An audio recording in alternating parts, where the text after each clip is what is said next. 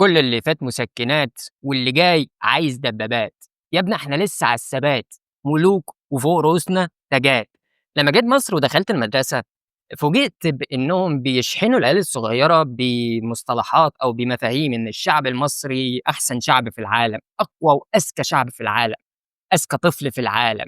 السيدة المصرية سيدة جبارة، الراجل المصري ملك وعنده اطول زنبلك. الصراحة الكلام ده ما كانش داخل دماغي، لإن أنا كنت باسافر من وأنا صغير وشُفت شعوب مختلفة وبلاد مختلفة، ووصلت لقناعة وأنا طفل إن البني آدم هو بني آدم، في أفريقيا، في آسيا، في أوروبا، كلّهم زي بعض. لكن لمّا كبرت شوية اكتشفت إنها طبيعة بشرية، عشان لمّا كنت باروح روسيا وأسمع كلام الناس وأتفرّج على التلفزيون، لقيت نفس الكلام طبق الأصل بيتقال، بس بيتشال كلمة مصر ويتحط مكانها روسيا، يقول لك روسيا أم الدنيا.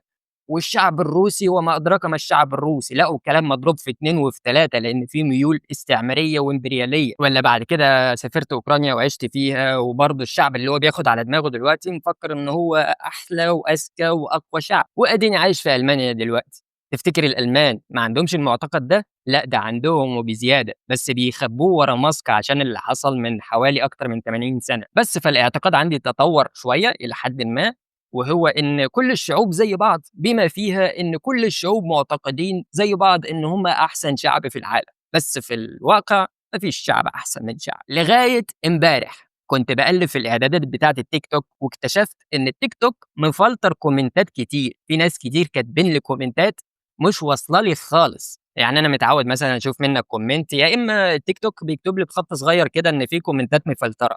إنما دي مش قايل لي عليها خالص، هو مفلترها وواخد قرار بالنيابة عني إن الكومنتات دي ممكن تجرحني. طبعًا معظم الكومنتات دي سلبية، والقبول والمحبة والمودة دي بتاع ربنا، يعني رزق من عند ربنا، فمش كل الناس هتحبني ومش كل الناس هتُعجب بيّا، أكيد في ناس هتكرهني، بس المشكلة إن الكومنتات معظمها سلبية، مش في شخصي، مش في شكلي، مش في كلامي، إنما سلبية في مصريتي. اتفرّج زي الكومنتات دي كده.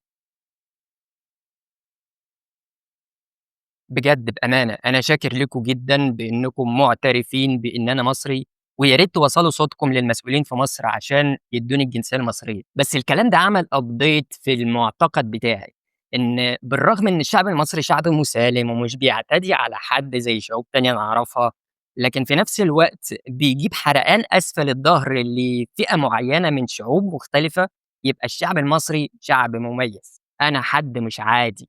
يخرب بيت جمدانك، الصحة فُل وعال العال، أبطال ما يشغلناش عيال، فارقين عن كُلّه ياض عشان تُقال، تُقال على التُقال.